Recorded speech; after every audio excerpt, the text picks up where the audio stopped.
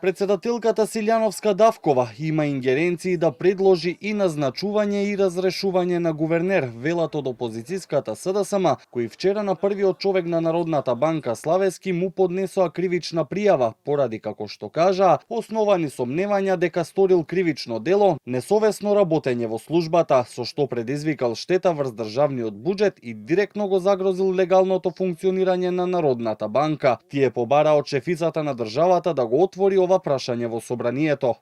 Апсолутно мене ми е многу жал што председателката како професор овие основни работи треба сега да ги коментираме и да ги објаснуваме.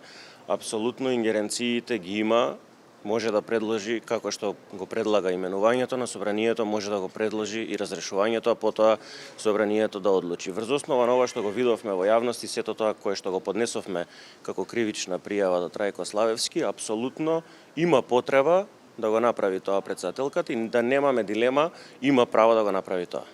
Пред неколку дена председателката кажа дека Славевски не одговара пред нејзе и дека не знае во која смисла би ја преиспитала неговата работа. Сепак подоцна во нејзиниот одговор рече дека согласно законот за НБРМ, шефот на државата има право, доколку утврди прекршување на законот, како предлагач да препорача разрешување на гувернерот. Го бира собранието на предлог на председателот, тој не одговара пред мене, туку одговара пред собранието.